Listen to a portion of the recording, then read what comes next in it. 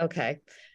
So we're talking about the 5 campaigns to implement the community-wide energy and climate action plan in Fairfax right now. And welcome to everybody. All right. And then we're also working to help Fairfax implement their resilient Fairfax plan. And that's getting ready for climate change and being more resilient. Okay, so there's 5 campaigns, and these campaigns were developed to meet the goals of the larger plan. And by the way, these are not finite. We could come up with other campaigns if they make sense. So, and my hope is, as you think about each of this campaign, what might you do in your faith community? What piece can you get going? That's really what we're looking for. And we want to have you all talking with each other and telling us about what you're doing as well, so that we can tell everybody about it. So the first campaign is solar sanctuaries. The idea here is, first of all, the target would probably be your building and finance teams in the community, maybe social justice too. And the idea for an ultimate solar sanctuary is to have solar with battery backup, so that you can, if the power goes out, you can basically become a little power island and keep the lights on, keep the refrigerator going, keep the AC going, so that people can come and cool down. The first thing you want to do, though, we're looking at this in 3 phases. The first phase is energy efficiency measures, because if you can lower the load of the faith community, use less energy, you need less solar panels, and you need a smaller battery. And that really makes a difference, especially for cost of batteries. And then the idea is, again, to have this be a resilience hub that would help vulnerable people as the climate gets worse. We know it's going to get hotter. We know it's going to get more humid and stormier. So this will be particularly important for people who are elderly, for babies, pregnant women, people with medical issues, so they can cool down or get, whatever other help they need. So this campaign primarily addresses the 2 of the strategies of CCAP, increasing energy efficiency in existing buildings and increasing renewable energy. Okay, second campaign is creation care kitchens. This is around our kitchens, which is, most faith communities have a kitchen. It's a core part of the community.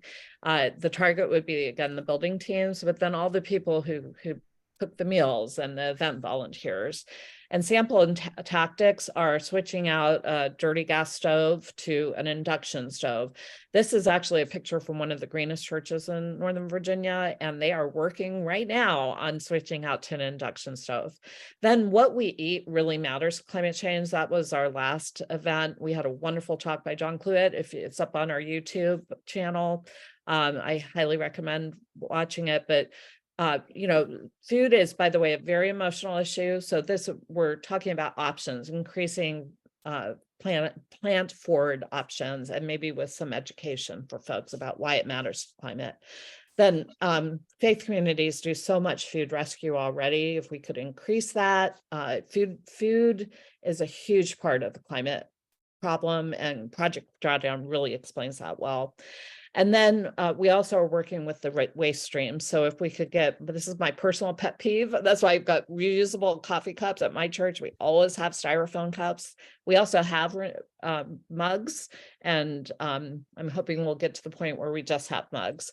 So basically, I'll tell one story. St. John Neumann Catholic Church has a dishwashing ministry where they offer to others to do the dishes for them.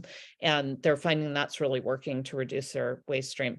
So those are just some sample tactics that you can do there. This would address CCAP strategy. 1, increasing energy efficiency again. Number 2, electrifying existing buildings, and then reducing the amount of waste generated going to the landfills. Third campaign is Tree of Life. This targets the people who take care of grounds, the trees, the plantings.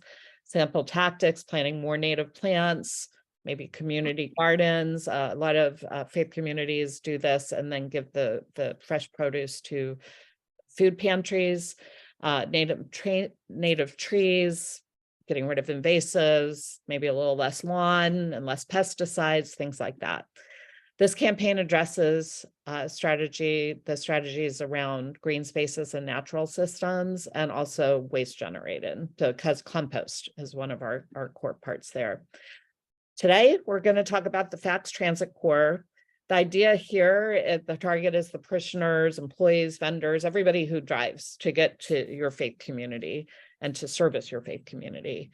So we'll be talking about transit, electrifying transit, but also making it easier to walk and bike, and making it more convenient and comfortable to take transit.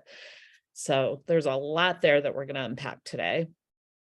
And this is around supporting sustainable land use, active transportation, which is like walking and biking, public transportation, and reducing vehicle miles traveled. And then the final campaign, many of us have to drive. And so the more we can transition from the gas guzzlers to EVs, the better. And solar power EV charging is best of all.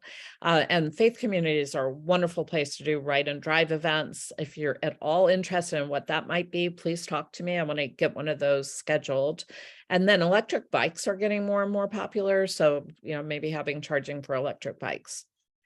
And this would be about strategy 7, increasing EV adoption. All right, we're doing these monthly pilot meetings. I left up April 12th because I wanted to say that we're recording when I remember to do it. And if you don't see me hit record, please remind me.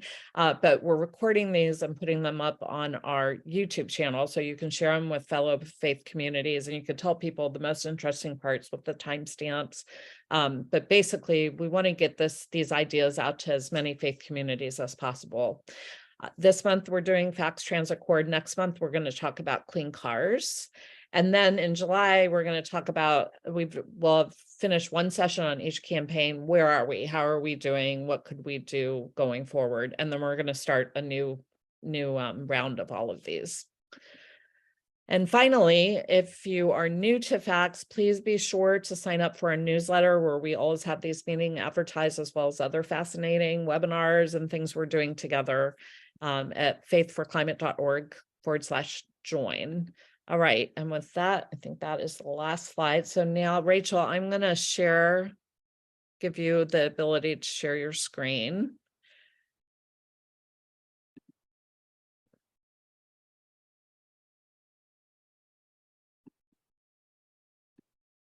Okay, you should have the ability to share now. And I'd like to welcome Deputy County Administrator Rachel Flynn for a really fascinating talk. Oh, it would help if I stopped sharing, wouldn't it? Sorry. Oh, I think I did. Rachel, are you able to share?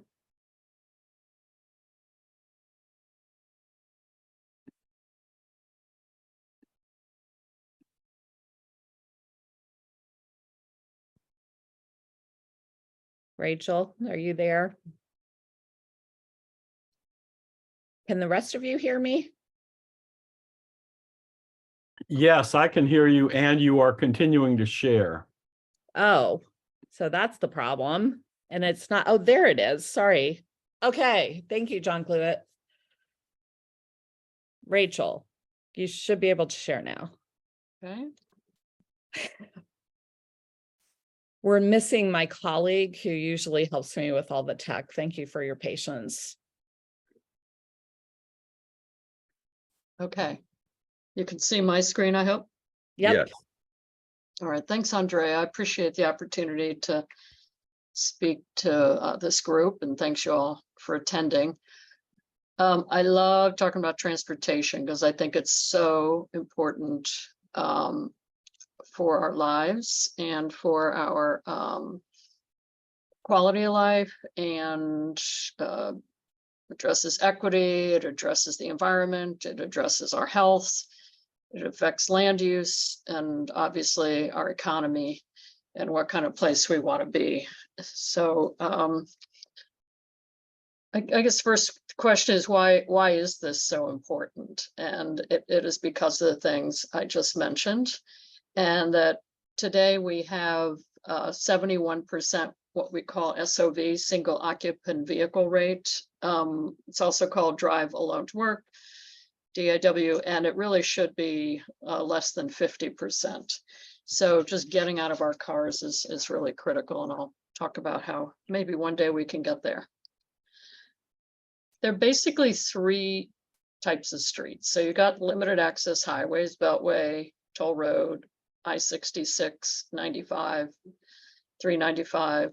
And then you've got arterials and collectors, which serve a whole area or region, but in theory you can cross it. And then you have local streets. So whether it's in the subdivision or a village area on the right, you see mosaic. And how you design these streets, the ones, the middle one in particular, and the one on the right, have real bearing on the land use and quality of life issues. So how did our transportation systems and street design evolve? So in 5 minutes or less, I will tell you how this happened. And so in Fairfax, we were a bunch of cow paths, Native American pathways, and then they turned into dirt roads when we began whites began settling here. And those dirt roads are now basically our arterials and collectors mostly. So you can see them here. This is Route 7, Route 50, 29, 1. And then you had some smaller roadways in between, and then 123 was a major route. So those were really our 5 major streets. The reason this looks a little busy, this is from the Civil War, where Union troops were placed, but those aren't settlements, so just not to confuse you. And then over time, those streets started, the area started getting filled in, and we just people started subdividing farms and adding a few more paths here and there, or roads. The major ones were typically toll roads, and the others were just standard. And when 2 or more came together, those became little villages oftentimes, or towns. And the key with Fairfax is we never really planned it. It just kind of happened because of really subdivisions. As opposed to Alexandria, where you see this plan laid out by George Washington in the 1700s. And this is a very typical Virginia city. Richmond has the same pattern, Fredericksburg, Lynchburg, whatever. And they're typically about 2.5 acres each block, and then they would divide them into 4 parts and sell them off. And the reason this was located where it is because of the water, and it went right down to the water. And the other transportation mode that was really critical in the day was water transportation. So they combined the two, and you can see what the result was, quite a bustling town. And remember, at this time, we had no trains, certainly no cars. We didn't even have streetcars. So the only way you could get around was by walking or by horse or by boat. And so people can walk 3 miles an hour. A horse typically walks 4 or 5 miles an hour, unless it's galloping, and then you're up to 20. So that determined where you placed buildings and where you placed villages or cities, and how you could get to them. Typically, villages were about 5 miles apart, because you wouldn't walk that, you would take your horse. So, but because most people got around on foot, you had to have mixed use, dense development to get to work, to get to shopping, entertainment, government, whatever business you were taking care of. And this really explains it. Same thing with DC. It was decided to put the capital here in 1790. It started late 1790s, and it's the same thing. It's a street grid, very walkable, dense, mixed use. The only difference here is the major government buildings were placed prominently, this one on a hill, and then streets would radiate out from these important buildings, and where streets cross, you either have a roundabout or a park. So a very unusual plan, but still very, very functional for walking. And 100 years later, this is what it looked like. So you can see it worked. The developers put the buildings in, or the government. And still the pedestrian was the dominant mode of travel. And you still have a couple of horses. Here's one. I think there's one pulling this carriage. Now you see streetcars, which start to come into the picture in around the 1870s. Started by being horse-drawn and then later electric. And then bikes came into being in the late 1800s, and they were starting to really pick up until this little machine. The combustion engine on a carriage came to be, and you can start to see them in this photo. They're kind of interspersed about. Most people didn't have one. It wasn't until Ford mass produced them that they became so common. And then this is a great book if you're ever interested in the history of how America designed its streets. Peter Norton, a UVA professor. And streets used to belong to everyone. They were the public space, they were the marketplace, they were the playground, they were the social space, the civic space, and of course travel, you get through, but they were thought very differently.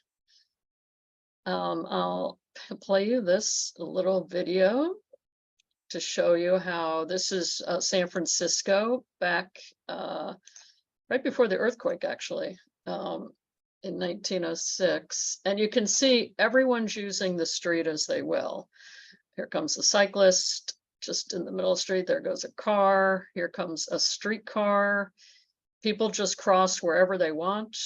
Here comes another car, a horse, a cop who could care less who's jaywalking here or not, because the street just belonged to everybody. And the reason was the speed of the streetcars and the buggies and the horses and the cyclists was slow enough, and even the cars, because cars couldn't go like as fast as they can today. But even people felt safe. You could just walk around, because if you got hit, it was slow speed. But soon this wasn't working, because cars got faster and more powerful. And so they started discouraging parents from having their children play in the street. And they came up with a term called jaywalker. A jay was like a rube, an unsophisticated person. And sophisticated people crossed at the intersection. And if you just went wherever you wanted, that was a jaywalker, and that was not good. And so here you can see in, this is Richmond, Virginia, on Broad Street near the Capitol, on how, again, how pedestrian dominated it is. And you would just walk out to the streetcar. This is, the car is just starting to appear. But 100 years later, this is the view. And you can see what happened. The car just dominated. So buildings got torn down for car storage or parking. The streetcars got pulled up. And the people went away, right? And it was a similar thing. Here is DC, 1940s. DC was the center of everything, like Richmond was. It's where you worked, shopped, went for entertainment, went to church. And often lived here or lived on the streetcar line. But of course, this is what happened, and it really was around the car. But the other reason was zoning change, to say that you could have single use zoning. This is the first time probably in human history when we isolated land use by where you lived, where you worked, where you manufactured things, where you farmed, as opposed to bringing it all together. And it finances, the GI Bill also allowed for this, because most people before that couldn't afford to buy a home. And we had a lot of land.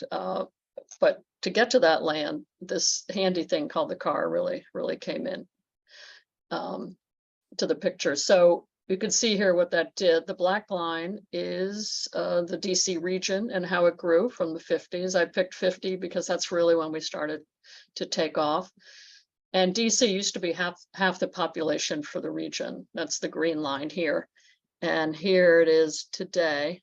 And so you can see obviously what happened. That this orange line is us, and the blue is Montgomery County, and the purple is PG County or Prince George's County. And then of course, that's what took over. Is we're still the largest, but suburbia just took over. And this was the result in the types of streets. So rather than the street grid that we saw before with Old Town, DC, arterials and collectors became the main way to move these mass amounts of cars. And these were both country roads. This is where Tyson started, the little grocery store. And what they did is just kept widening and widening these main arterials because they didn't have a grid, which is a much more efficient way. And then you isolated your uses. So shopping here, office here, up here, you can see the subdivision. And for certain, people weren't walking from one use to the other because why would you? Then we got the Beltway in '64, and within less than 10 years, it had to be doubled because this thing called traffic, we just didn't anticipate. And it's a thing called induced demand, that the more you build for cars, the more they're going to come use it. So they don't use transit, they don't use carpooling, they don't telework, shift the time they work. And so everybody was coming and going at the same time. And that's how these streets were determined to have a certain width.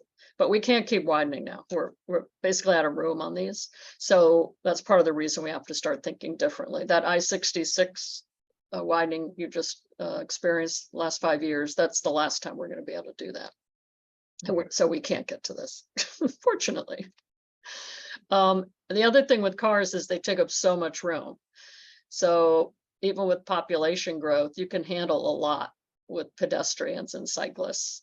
But with cars, the math just doesn't really work when it comes to land use. So here's an example in Seven Corners. This was a farm. The triangle was owned by an African-American family, and they just sold it to I think two users. One was for residential, and then this was our first shopping center. But what was the problem? This is where people were now living in these new subdivisions. And so they needed their shopping. They weren't going to go to DC or they didn't want to. It wasn't as convenient.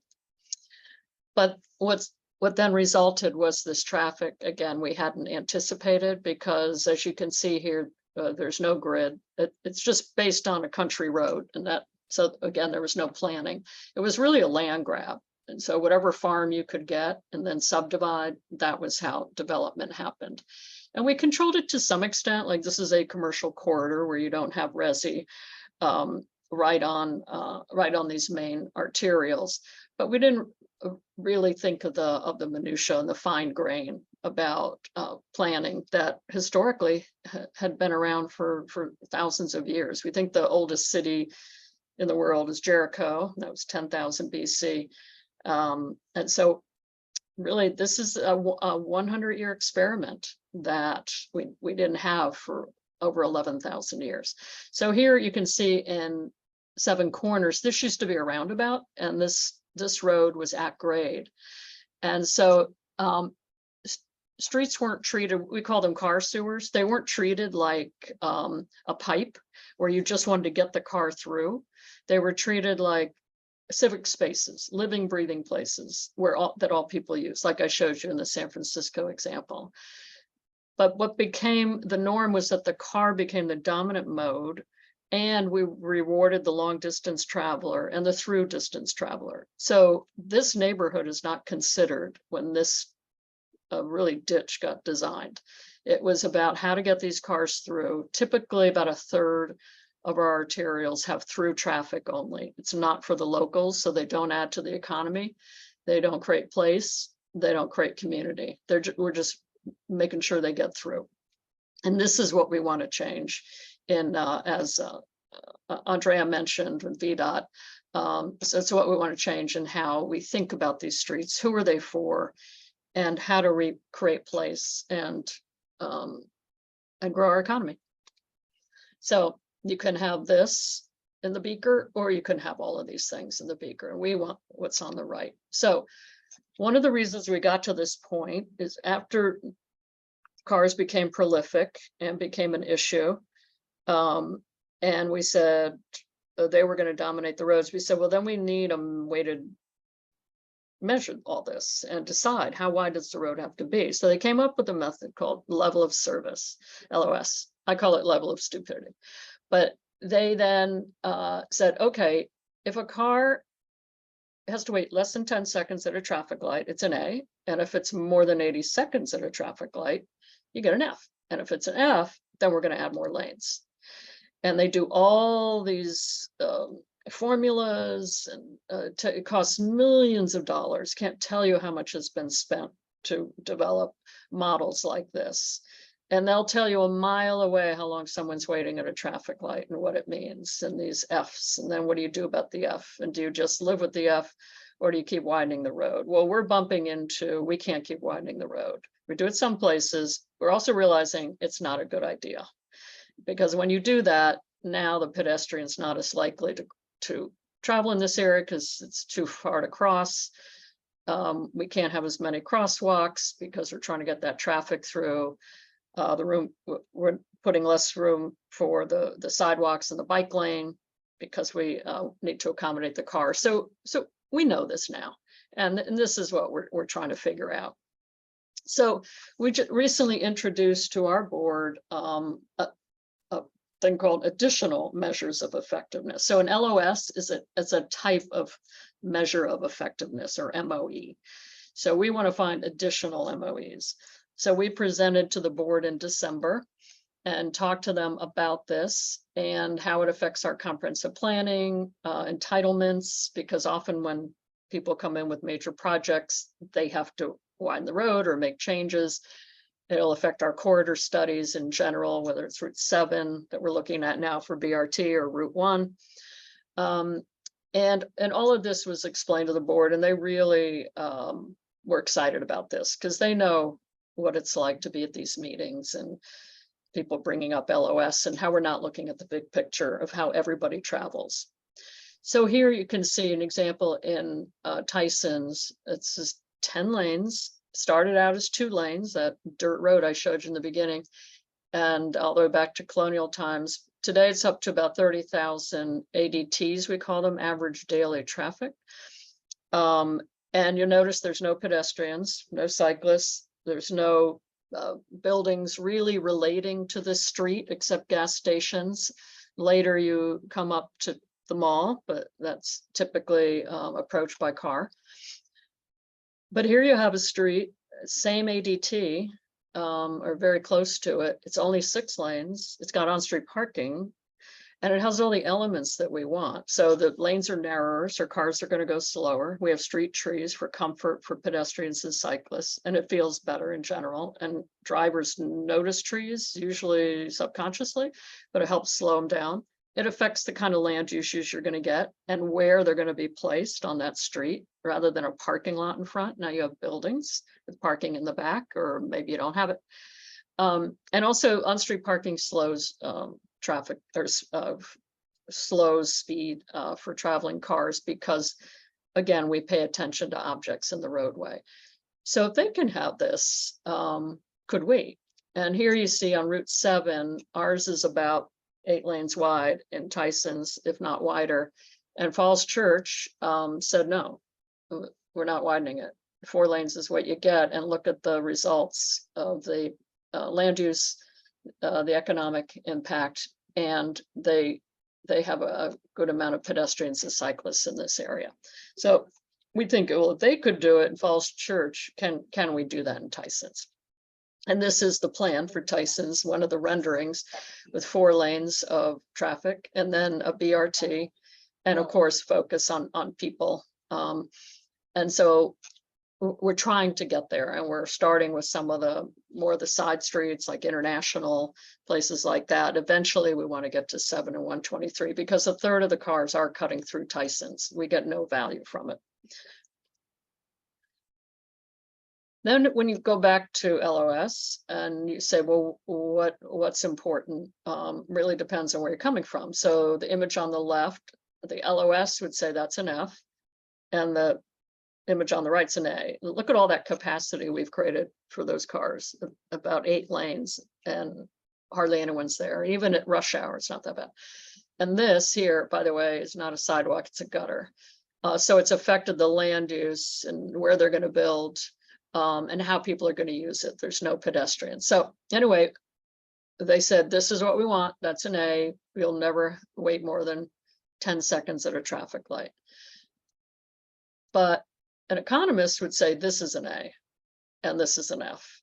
And I would say a humanist would say the same thing, because how do we think about people and how they use space? Streets are some of the most valuable real estate ever, and we have to think in those terms.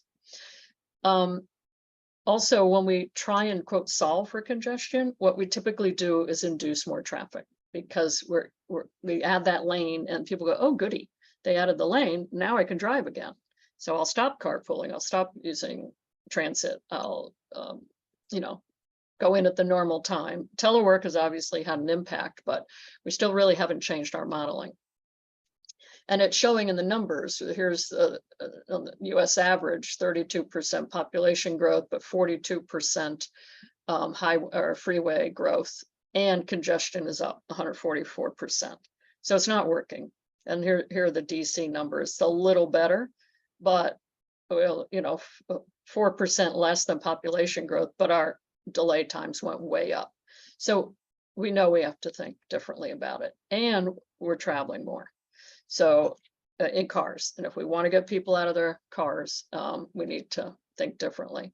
One way is to address the work-live relationship. So more people live outside of Fairfax and work here than live here and work here. And more people live in Fairfax and work outside than live here and work here. We want to grow this number. And that's what Tyson's is about. The residents there has gone up to 30,000, which is great. We have 80,000 workers.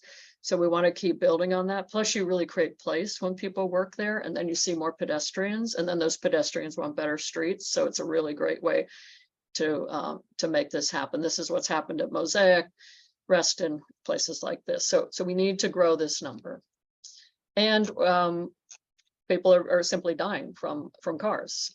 If this was the number for airplanes, we'd have a serious national discussion, because this would mean, I don't know, a plane crashing every day, I guess.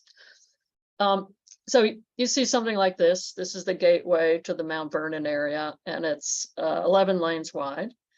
And what message does that send when people arrive in Fairfax right off the Beltway? That pedestrians certainly don't matter. There's not a real sense of place. Just speed on through, get to wherever you're going, but there are things that we value over other things, and it's pretty obvious what it is. If you turn around and you go up about a half a mile, I'm sorry, hold on, I'm going to go back one.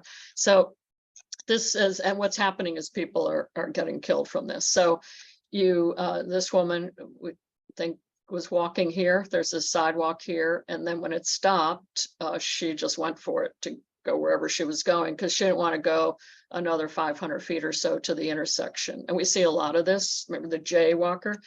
And so the wider a street is, the faster a car is going to go. So it's not just the width of the lane, but the overall road. And we all do it. I'm terribly guilty of it. And it's designed for a certain speed. So the same thing happened here in Route 1. A woman was working at the Krispy Kreme, got off work. We think she was headed to Walmart. Same thing. She wasn't going to go to the intersection. And then this man, we believe he was staying at the Kennedy shelter, didn't want to go up to the corner. There's a deli over here where he was probably headed. So a similar thing. And look how wide the road is. It's just, it's overkill. And by the way, this is the bike lane, and nobody uses it. So this was done probably 15 years ago. And we probably wouldn't do this today. We know better, but still, there's some things we're doing. So the common things are wide roads, and the resultant high speeds. The block sizes are too large, not like the ones I talked about with Old Town and DC, where we're making people walk too far to a crosswalk, and that's why they're jaywalking, and then we blame them. And then we say, oh, were they wearing black? Because then it's their fault too. So we have to really shift the narrative here. If the sidewalks aren't good and you don't have trees, it's hot, or you don't feel protected, trees tend to protect you from the moving cars, and our bike lanes are too narrow. So those are the common themes, and it's not humane. It's not okay. We've seen this picture, 100 times here in Fairfax, someone just crossing like this because we haven't created a decent, humane infrastructure for them. Or we tell them, keep going and get to the nearest crosswalk. And we know it's affecting older adults, people of color, and low-income communities. We know this. We don't have to guess anymore. We have the data. And this really matters to our board. In fact, they just put $100 million into pen and bike infrastructure. And we already have 30 million of that. And we've selected the projects for better sidewalks, more crosswalks, better bike lanes, slowing speeds. So it's definitely on our minds and on our board's mind, which is great. I think it is shifting. And we know that speed affects injuries and deaths. So 10% chance of death if you're going 20 miles an hour, 90% if you're going 40. And 40 isn't really that fast in Fairfax. So this is a problem. All our streets really should be 25 or 30, but with these wide arterials, that has proved challenging. So back to this one, no one's going to go 25 miles an hour or 30. We are going to lower the speed here to 35 miles an hour, but unless we start taking out some lanes, I don't see people following it because, again, it's not designed for it. But if you turn your back and walk up a half mile, this is what you have. It's still Route 1. It's still got very high ADTs. But Alexandria said, we're not widening the road anymore. Partly they can't, they've got buildings there, but they also don't want to. They have this beautiful character of Old Town and that's focused on the pedestrian. So they've said, this is what you get. And then people start to use the network more. They'll go to another route, or they'll just get out of their cars and choose to walk or use transit. But with this previous one, we are not encouraging anyone to get out of their car. Or to use another way to travel. And also our streets, as I was saying earlier, they're some of our greatest public spaces. You think of the famous boulevards and avenues throughout the world, and we have them certainly right here in DC. And they really send a message that we care about all people and how they travel. And they even have beautiful artwork and beautiful view sheds to get there. And look how wide the sidewalks are. And they thought about the lighting and they thought about the railing. And like if this was a VDOT bridge, it would be, a Jersey barrier with chain link fence. And so we can do better to send a message that we care about you no matter how you travel. So what are we doing? There are certain things we're doing with the replanning areas. So as you know, Springfield is a auto-focused, land isolated area where this is the Springfield Mall, but there's nowhere to live right up against it. And one advantage to having these big shopping centers is that now there's land. And so this developer came in and said, I want to create a mixed use walkable area. And this is quite a large area. I mean, you could fit, I'd say 15 blocks in here. So it's a large chunk of land, plus it's valuable real estate. And when you do this, then maybe these people will start walking more because now there are neighbors on the other side. And rather than walking through a parking lot, they now have a street in an urbanized place. Fair Oaks Mall is doing the same thing. You've seen some proposed changes for Tyson's. But today, this is what it looks like. And so we do have our work cut out for us, but you got to start somewhere. And not only, so this is the area I just showed you, and they've come in for permits on the first 2 buildings. So we're very excited. But then we want to start to change how the streets are designed, because these are overly wide, dedicated rights, double lefts, things like that, that we just don't need. And they're designed for peak hour, about a half hour morning or evening. And then the rest of the day, there's just too much capacity, higher speeds. And then that's when other travelers are vulnerable. So we're working on that. On Route 1, you probably heard about the BRT project. So what spurred this is one day we'd like to have Metro here and come down Route 1 and all the way to Actink. And but we want to start with the BRT because we don't have the money for Metro. So this is the last stop in this area, the Huntington, and BRT will stop here and then it will come down and shift to route. This is North Kings Highway. It'll come to Route 1. And these are spaced about a mile apart. So when I was talking earlier about how fast humans can travel, we typically will walk a quarter to a half a mile, like from our house to shopping or whatever. We might go further. There are people who will just walk more. But so we space these stations mostly on that formula, and also working to capture the surrounding areas. So people who work here, go to school here, will walk and get on that BRT stop. We are seeing more development, like particularly right in here. We've already seen 5 new developments go in, 4 are done, 1 is just starting. So the plan is working. We expect this to start, probably not going to be for another 4 or 5 years because of land acquisitions and whatnot.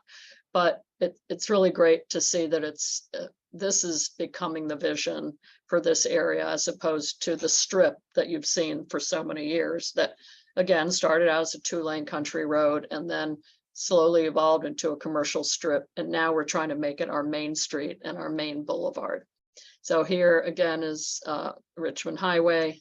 Here's Kings Highway, where they come together. Already we've seen these go in, they're done. We've seen this go in. And this is the next one. It's about to start if it hasn't already. This is where the Walmart is, if you're not familiar with the area. So we're very excited about this. And this is what the overall street section will look like. So we'll have 2 dedicated bus lanes. And then where there used to be 1 turn lane, like right in the middle, because these didn't exist, now we'll have 2. So we had to add a lane for that. Some parts of Route 1 already have 3 travel lanes on each side for cars. Some only had 2. By the time I got here, that decision had been made. It was, inked and everything and settled with the feds and the state and everyone. I'm concerned it might be too wide for pedestrians to cross, but we are going to lower the speed. The lanes are 11 rather than 12, which helps. One day I hope we can get to 10 or 10 and a half. But all that being said, there are some good elements here. We're adding good sized sidewalks, bike lanes on each side, tree panels, so the bike lanes and peds are set back from the traveling portion. And then we'll have these BRT stations about every mile. So we hope with all those features and new infill development that pedestrians and cyclists will start to come out more. People will get out of their cars, and this will really be a great asset for the corridor. Here in Reston, we all know the story. This was the dream of Bob Simon in the 60s. He didn't get to realize it, but the companies that then took over actually followed up on the plan. I remember I was in college or grad school and I first saw this and couldn't believe it, because we were so used to, strip shopping centers and office parks, and just never thought something like this could be built, but it sure was. And so it's planned in the 80s and realized in the 90s, and it's just been a great success and a real testament to doing it right. Now, interestingly, so they put in the grid of streets, if you notice that, even though we have, collectors on either side, but these are privately owned. The whole street network in here they're not owned by VDOT as opposed to the rest of the county. So that helped, because then they could design them the way they wanted, narrower streets, on-street parking, street trees, all that. So And now we're seeing the expansion of that kind of thinking. So this got planned over the last 10 years, and now it's coming to reality. Haley Rise, the Wheelie Reston East Station. This isn't the greatest photo, but it shows how it's connected to Metro. All this is built out, and now they're on to phase 2. So that's going really well. And look what it's done for the real estate. And that, I mean, that's real money, and that really makes a difference. And that doesn't even include what they've built in the last couple of years. Mosaic, as you know, this was an old movie theater, 35 acres, and Edens came and developed this and did all the right things. The street grid, beautiful public spaces, intimately designed, great details, and they own their streets, which is interesting. It's right off Gallows. And it's been an enormous success. And look what happened with the values there. And the county, so the question is always, what does the public sector need to do to help the private sector succeed? So we create the visions, the comprehensive plans, we do the entitlements, create the codes, policies, laws, but we also have special powers to borrow. So the full faith and credit of the county with our AAA rating, we were able to do what's called a tax increment financing model, TIF, and borrow money for their infrastructure, betting on the future growth. And look what happened. And we've gotten our money back, and they made money. We've made money. The county's a better place for it. It's been great for the public. And these are the kind of success stories you want. And then, of course, the great Tyson's plan, that once it was decided Metro was going in, here's the Metro necklace, 4 stations. This is where Cap 1 is. This is where the Tyson's Mall is. That's Galleria, that's the mall. This is the Beltway. This is where the borough is, because Greensboro stop, and then Spring Hill stop. So we've seen most of the development here, Cap 1 and here, and now this is starting to grow more, and then this area up here up by Jones Bridge. So the plan is really working. Mixed use, dense development, adding street grids where we can. All these streets you see are new. So getting that fine grain of an urban area, it's not easy, because you know the bones were set one way, and now we're having to change the bones while the patient's still alive. But it is coming to fruition, and all these green areas are where we've seen development, or we'll see it in the near future. There's the borough. And then you can see the growth in this area. Just remarkable, $6 billion and growing. And these are the results. So what's interesting is residential used to be about 73% of our tax revenue. Now it's 76% because of COVID, when office values went down. And so we've gone from almost 20% to 16%. We count multifamily apartments or rentals as commercial because they're not owner occupied. So we put this in one chunk. But the story is that we really rely on residential. We want to have more commercial for the jobs, but it was really the residential that saved us during COVID, because those prices went up. So much so that we were able to lower our tax rate, whereas other communities were really struggling financially and their revenues were just in the tank. We actually did okay.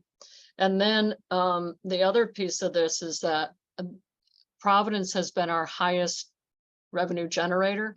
So pre-COVID, it was 16.5 at the highest. Drainsville was second highest because of the mansions and extreme wealth in that area. And then the third was Hunter Mill because of Reston, and it has a portion of Tyson's actually. But with COVID, it's come down a bit because office rates are down. And Drainsville went up because Resi went up, particularly the higher end housing, and then Hunter Mill held its own. But these walkable urban places are still doing well. This one took a hit because of the office, but we think it'll bounce back as it continues to grow. And we rethink the spaces for office. Here's an example of a success on a street. So this is near Government Center, Monument Drive. And it's only 5 lanes or 6 lanes wide, and we don't have on-street parking yet, but we've got it's not 8 to 10 lanes, and the sidewalk was set back. We have street trees, we actually have pedestrians. The buildings were placed facing the street and along the street, so there's a relationship between the two, the public and the private spaces. So we're really starting to see placemaking in these corridors, which is great news. Here's one that went up also near Government Center. When I saw this family come out with little kids and strollers walking the area, I knew that we were starting to get these streets right, because pedestrians know where they're wanted. They're going to avoid dangerous places, and they feel wanted here. So a place like this, Route 7 in Culmore, we've seen some deaths. So we're working to see what we can do.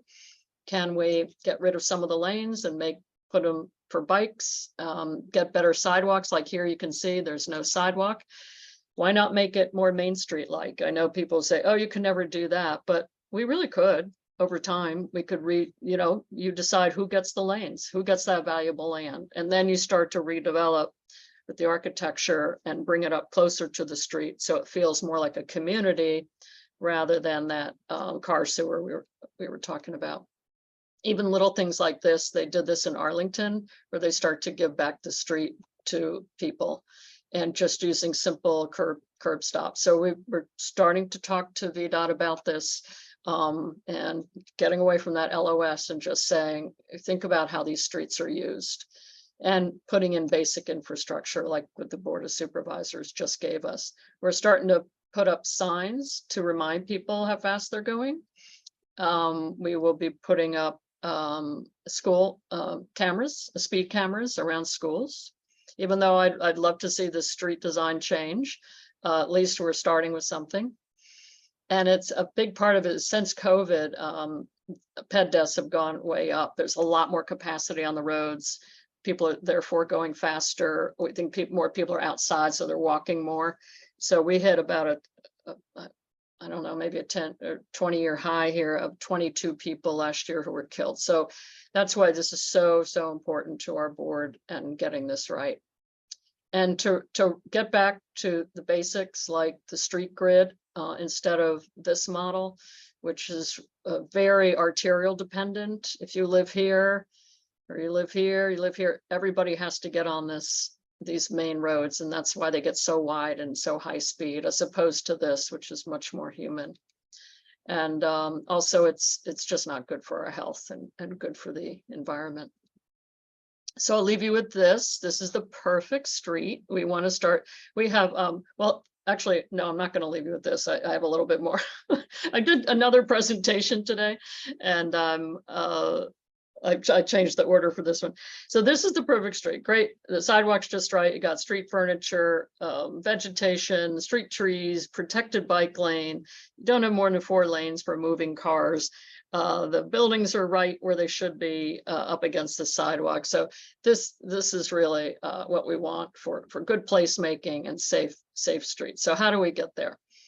To create those great places and induce more ped cycle transit travel rather than the other, and get and spur economic activity. So these are my 7 means, in addition to getting rid of LOS, slowing the speed, less lanes, on-street parking, more crosswalks, better sidewalks, bike lanes, shade trees, and buildings close to the street. And we are doing a lot more. So transit, this was a $6 billion investment that the county made, and we're seeing the development around it.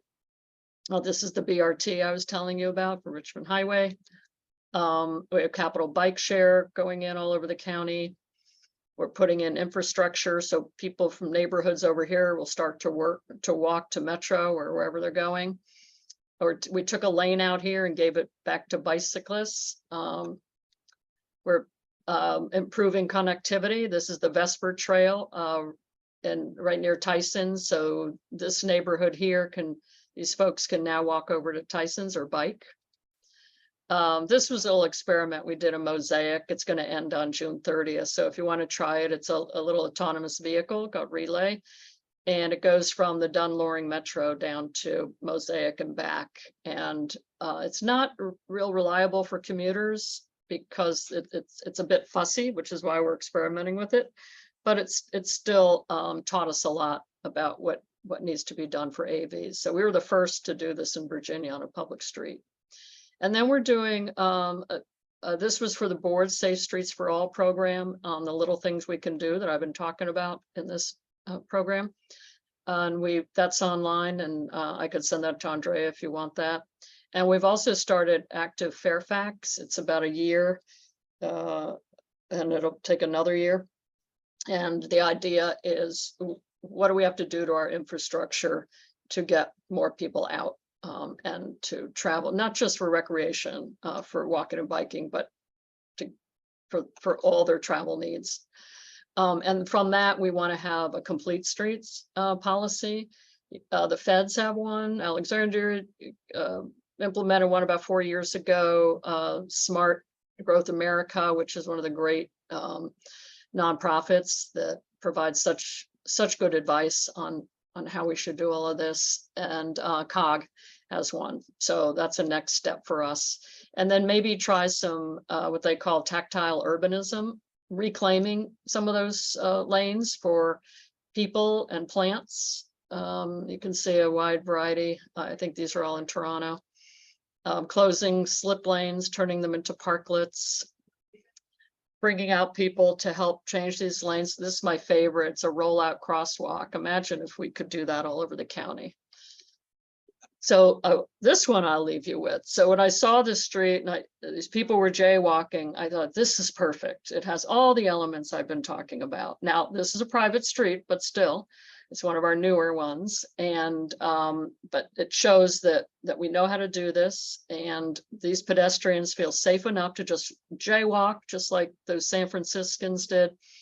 And because the people are going slow, it's a very humanized area. And that is really what our goal is. So thanks for listening. I'd love to hear your thoughts.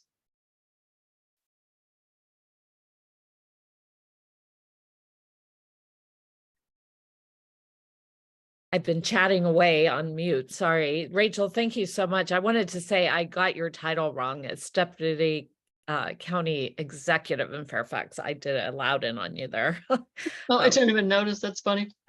We say administrator.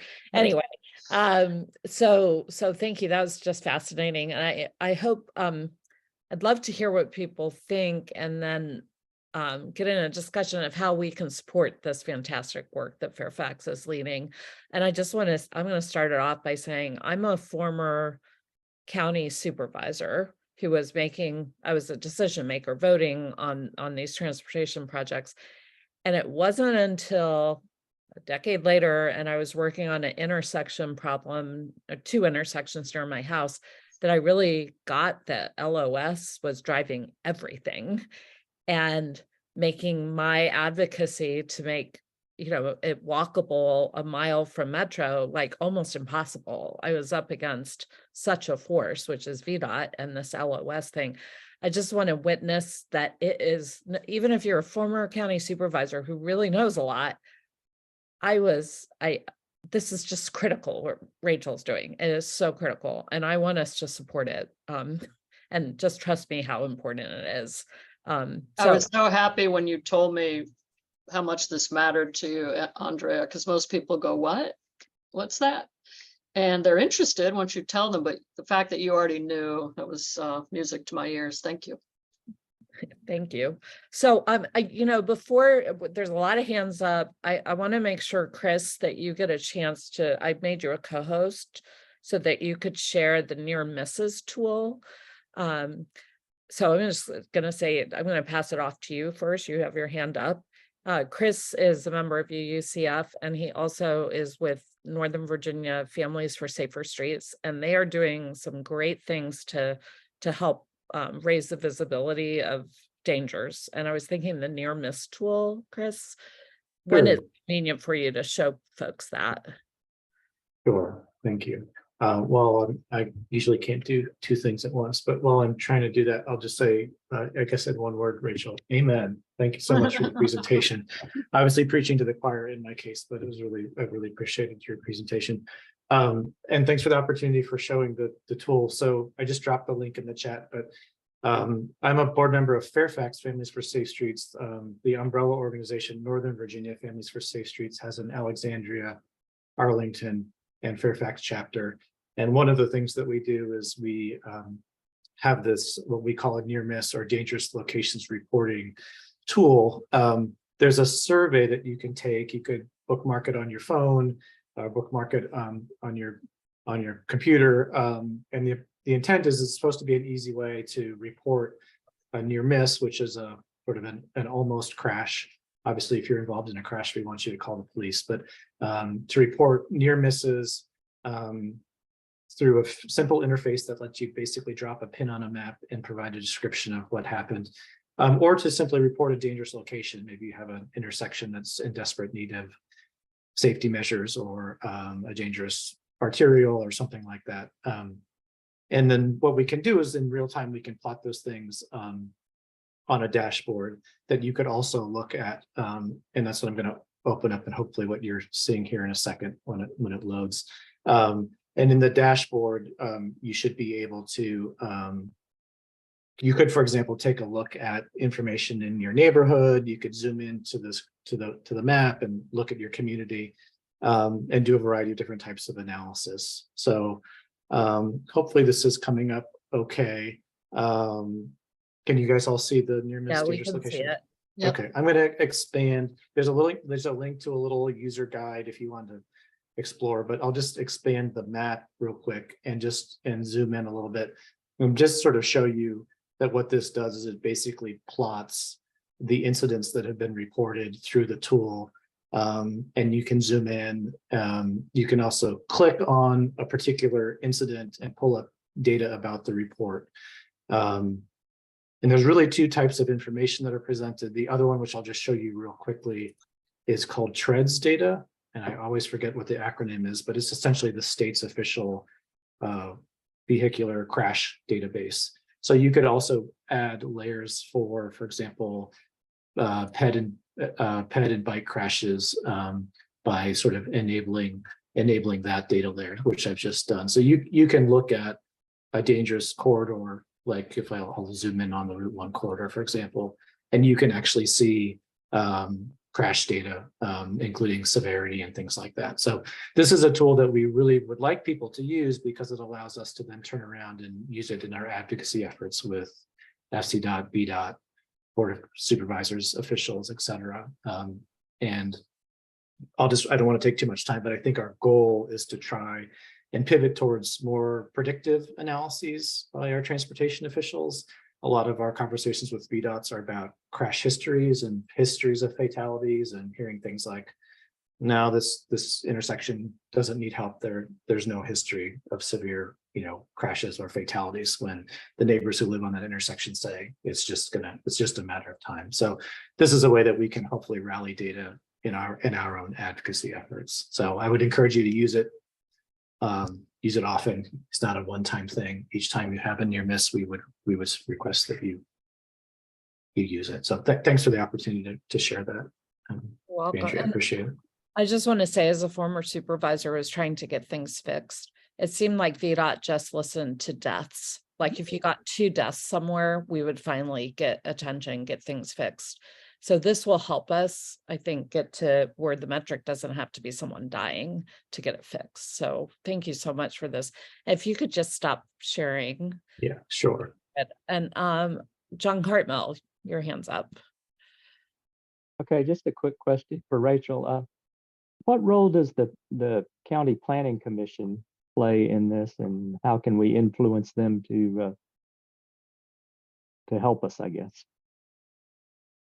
I'm sorry, did you say what role is the who? The Fairfax County Planning Commission. Oh, Planning Commission. I think they've been great. So they have a new chair, Phil Najelski-Eichner, and he really gets it. He's asked that I present to them, and I did, and they're like, what can we do? And so I find that when it comes to their rulings on projects, they really think about the holistic view that I was talking about. And if you're in touch with your planning commissioner, by all means, keep that up and tell them what you're interested in. And but of course, it's the Board of Supervisors who has the greatest role because they vote and actually have final say. Planning Commission advises, as you know, but it's the board that really moves things. They decide on the budgets. Like, for example, the 100 million they decided on, that was pure Board of Supervisors. That wasn't the Planning Commission. I know the Planning Commission fully supported it, but they didn't vote on that or get engaged. So, yeah.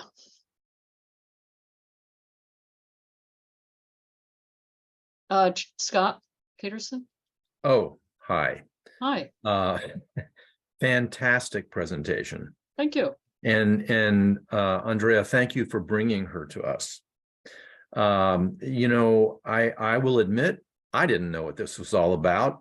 I kind of do now. I'm not going to say I do now because it's more complicated than just a 1 hour presentation, but thank you so much. I was curious. So VDOT obviously has a lot of influence over our streets. Are they hearing you? Sorta. You know, I've gotten to know the new director. So there was a woman named Helen Cuervo, nice woman, you know, competent engineer, but she was an engineer. And I think they're trained to see roads in a certain way and they're carrying up. And so she left. I began to discuss these things with her, but then she retired. And then a new guy named John Lynch came in. So now I've been working with him, getting to know him, but apparently he's retiring. Oh, no. I know. So it'd be good if someone would stay, because you really need to build these relationships and the trust and the understanding and just, you know, just like life, right? And I think they have some people on board in their ranks who get it, but unless the top really gets it and drives it, it's not going to be as effective. So it's like, could we please get a director who sticks around? And then the CTB, the Commonwealth Transportation Board, is basically the board of VDOT. And we have 2 local reps. One is a woman named Mary Hines, who is remarkable. She used to be on the Arlington Board of Supervisors for years. And it's a pretty big deal of an appointment. The governor makes it. She's been on a long time and she totally gets it. And look what they've done in Arlington, right? Although they own their roads, we do not own ours. It's a long story, but it started during the Depression and the Commonwealth decided we want roads to be equal throughout the Commonwealth because, you know, like Southwest had dirt roads that were inoperable and then we had really good ones. So they said, we're just going to make them all equal, except for cities, because that's where most people were at the time. And so cities own and operate their streets and maintain them. 2 counties opted out. One was Arlington, and I think because it was so close to DC and was more like a city. And then oddly enough, in Rico, Virginia, which is just outside of Richmond. We have no idea why. But we were just, you know, those cow paths at the time. And so we said, sure, we'll let VDOT do this. And there have been studies to say, what would it take for Fairfax to own and operate its own streets? And they always conclude they can't afford it. So it is a bit complicated, but I think we just have to keep pounding away. And in a way, you know, they work for all of us, right? VDOT. So feel free to reach out to John Lynch, even though he's leaving. I think he leaves in about 6 months, or it's the end of the year. Okay. That was a long-winded answer to say it's a complicated relationship, and I keep trying to make inroads, and there are some people who I've been able to get to. In fact, it was a guy in VDOT who convinced the Virginia Transportation Research Board, which is a part of VTTI, Virginia Transportation Technical Institute, I think it is. It's down at UVA. Mhm. It's the research arm of VDOT. And then they have a board called the Transportation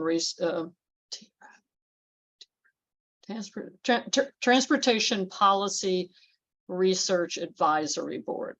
So I met this guy at VDOT, told him what we were trying to do. He goes, yeah, I would agree. Let me see if I can work it, do something with the inner workings. And he went to that meeting and convinced them to study it. So now it's on their radar. So VDOT's officially studying it through VTTI, Okay, which is a big deal. yes. Thank you again so much. You're welcome.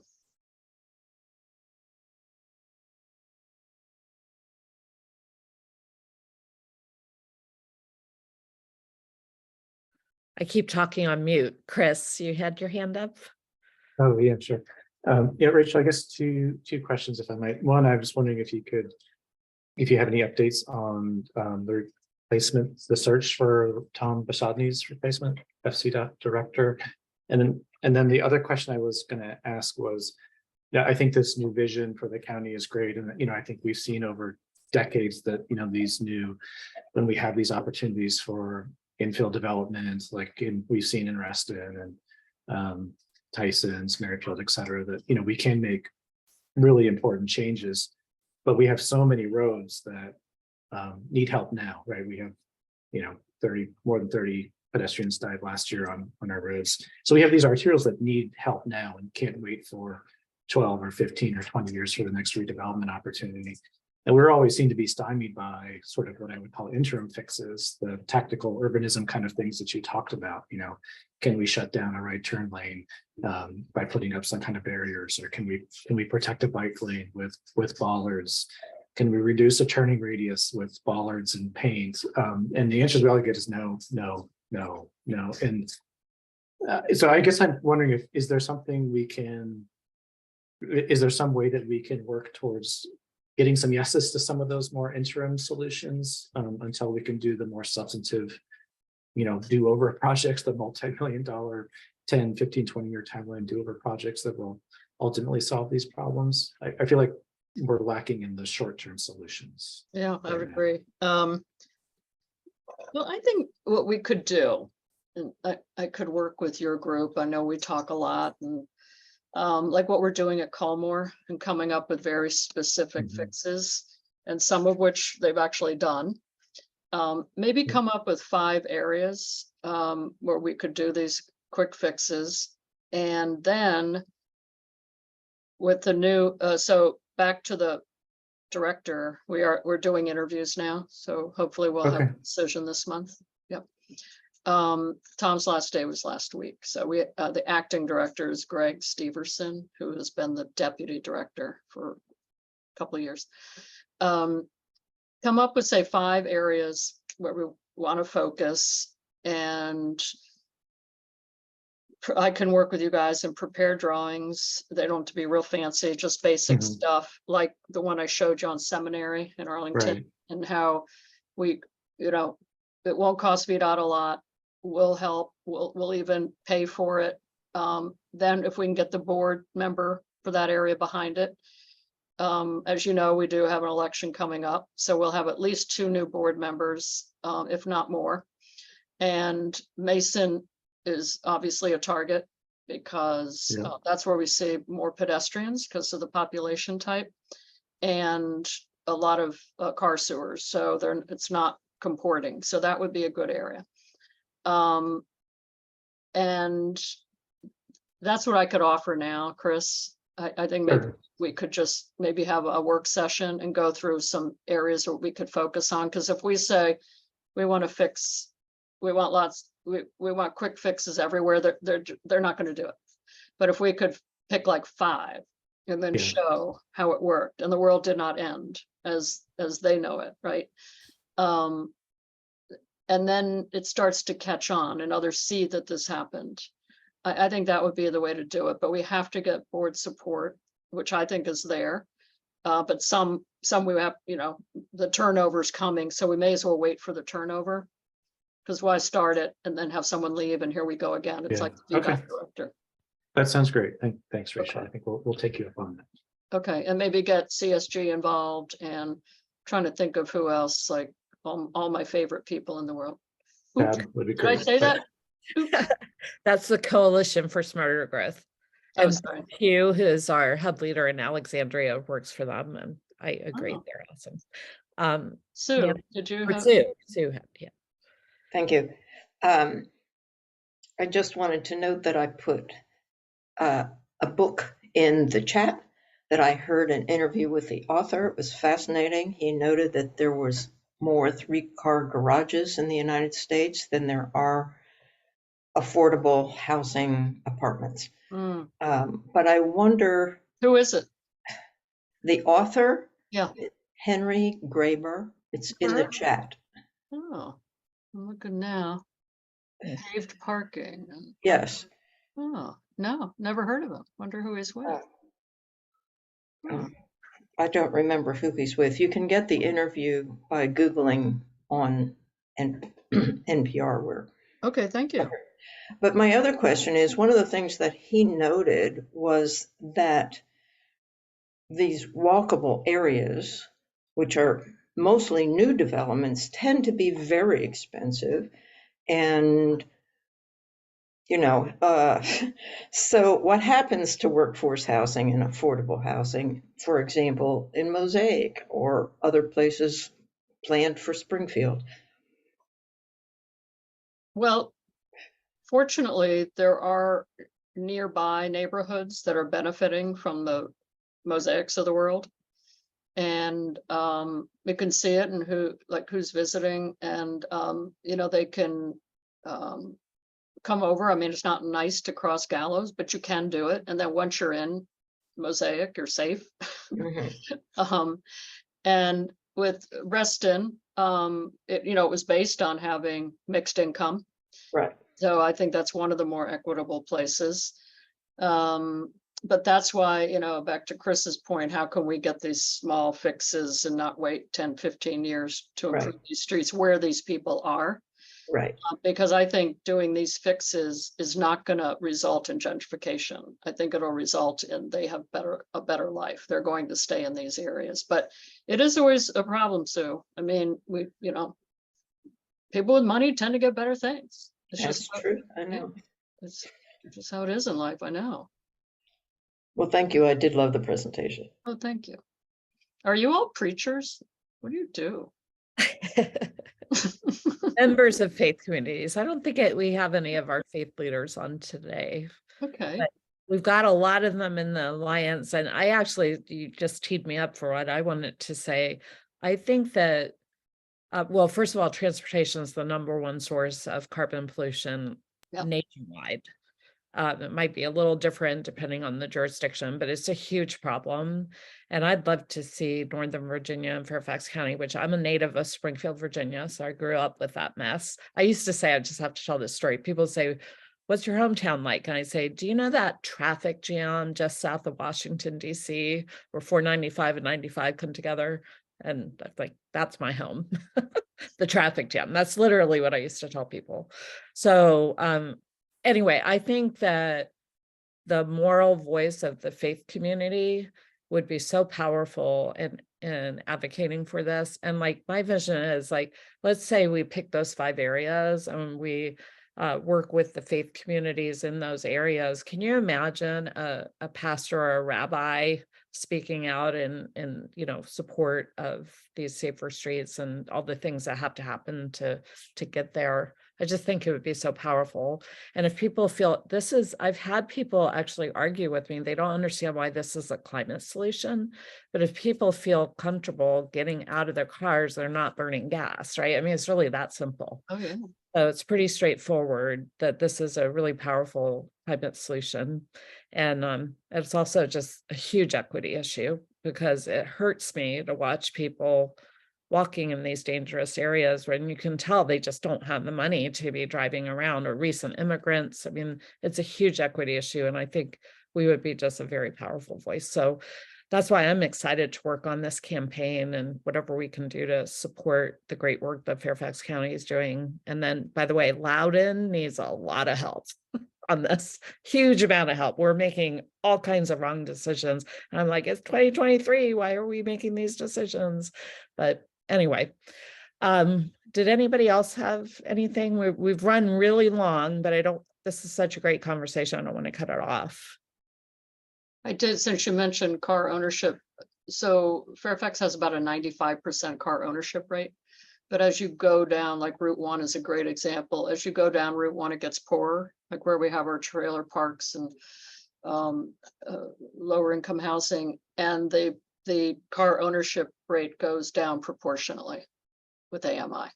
It's really fascinating. And so we owe it to those people to give them dignified ways to travel. Yeah.